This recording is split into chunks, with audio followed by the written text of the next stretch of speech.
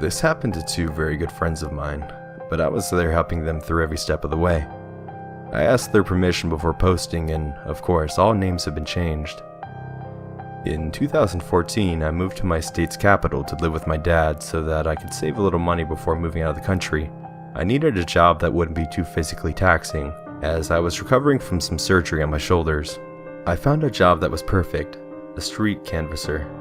Yes, I was one of those people who stands outside and waves you down so you'll donate money to the ACLU or SPLC, or any other campaign we might be working. But the causes I was working to fundraise for were important, and I really enjoyed the versatility, the changing environment, and the friends I made. It was through this job that I met Monica and Terry. Monica worked with me and is married to Terry. We became very fast friends and would spend several nights a week together, just enjoying each other's company. We had a fourth friend in the mix, Roy, who would join us at our hangouts, and he worked with Monica and me. We had all been pretty close friends for about 6 months when Roy was kicked out of his dad's house. He told us it was because his dad is a recovering alcoholic and addict, and Roy wasn't respecting the house rules of no drinking. Monica and Terry agreed to let him stay with them until he could save enough to find his own place. They lived in a one-bedroom apartment, so he slept on the mattress on the floor of their living room. It was great having my 3 closest friends all living in the same place. I would head over to theirs after work. I had gotten into a much better paying job by this time, and we would have dinner, drink, play games, whatever struck our fancy. We even built a blanket for it to play cards in once. We were all in our 20s and 30s at the time, and to be honest, I would still do the same today. After about a month or 2 of Roy living with them, he was fired from the street canvassing job. We were fuzzy on the actual details, but it wasn't uncommon to be fired from there. If you didn't meet the fundraising quota 2 weeks in a row, you were let go, so we didn't push too much to find everything out. Roy did his best during this time to contribute as much as he could while staying with Terry and Monica. He would clean the apartment, cook dinner, buy them gifts, check the mail. It was an apartment complex where the mailboxes were a little bit of a walk away, and download movies and TV shows they wanted to watch. He honestly seemed like the ideal housemate, until one day Monica and Terry found a little plastic bag on the floor of their bedroom. In the bag was some sort of illicit drug. It was either meth or crack. We don't know. We have no issues with recreational drug use. Christ, who doesn't enjoy a joint every now and again? But meth is pushing it a little too far. Monica and Terry were very understanding and kind in confronting him. They simply asked him to make certain he doesn't leave anything like that around, since their cats love to eat plastic, and if they ate that, it would probably kill them. Roy apologized and promised to be more careful. This was the first red flag and further evidence for why his father kicked him out. It wasn't just the alcohol, it was also the drugs. Then a few weeks later, Monica and Terry called me during their lunch break. "We feel like this is something you should know, since we all are such good friends." Terry got a call from a credit card company about a credit card he recently applied for. Only he didn't. We finally got them to tell us who the authorized user on the card is, and it's Roy. Monica didn't waste any time getting straight to the point. Seriously? I was utterly shocked. Roy, our Roy, had opened a credit card in their name? Yeah, this is the second credit card company to call us about credit card. The other guy refused to tell us who the authorized user was, she said. Holy shit! He borrowed our camera and it still has our honeymoon pictures on it. He hasn't been home in 2 days.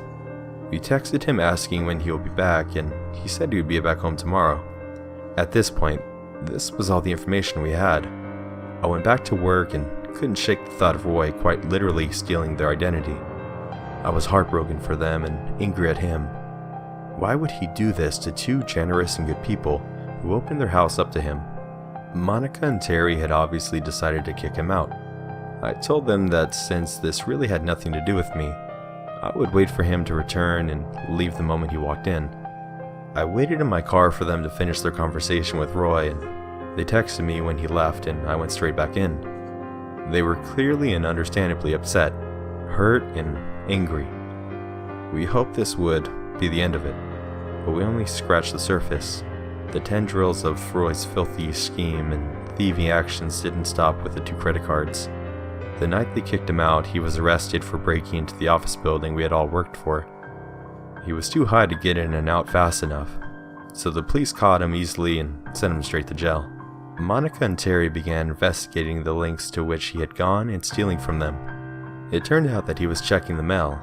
He was stealing the credit card applications sent to them, filling them out. When all was said and done, he had attempted to open 15 credit cards in their name. He succeeded in receiving several. One of them was a Macy's card, and he purchased a diamond ring so he could hawk it. They were receiving Amazon packages every day for about a week after he left. It was all purchased under Terry's name with a credit card he didn't know about. He had left everything he owned behind in their apartment, so I looked up property laws for our state. After 2 weeks, if the tenant did not come to reclaim his property, the landlord could claim it as their own and do with it what they pleased. So we waited the 2 weeks. Remember, all the cleaning he did for them? Well, once the 2 weeks were up, they opened the boxes next to his mattress. They discovered he had helped himself to Monica's birth certificate, her social security card, and a plethora of other things he seemed to like and wanted for himself. We found evidence of other scams he had pulled, other people's private and personal information, and so much more. He also left behind his Xbox, his TV, and some other gadgets. Terry and Monica kept what they wanted and sold what they didn't. He apparently had a storage unit under an alias that we suspected had a ton of stolen loot, but we were unable to gain access to it. It also turned out the reason he was fired was because he was forging donations from people. If someone wanted to donate $10, he would change the 1 to a 4, and any other way he could scam for more money. We earned a bonus once we surpassed a goal that was the percentage of an overage. He would even take his canvassing shirt and clipboard home to canvass out of hours, accepting cash donations and people's credit card information for himself. Honestly, there's so much more to the story that if I had the time and energy to write out, I would. There's a lot more that came to light about Roy in the following months.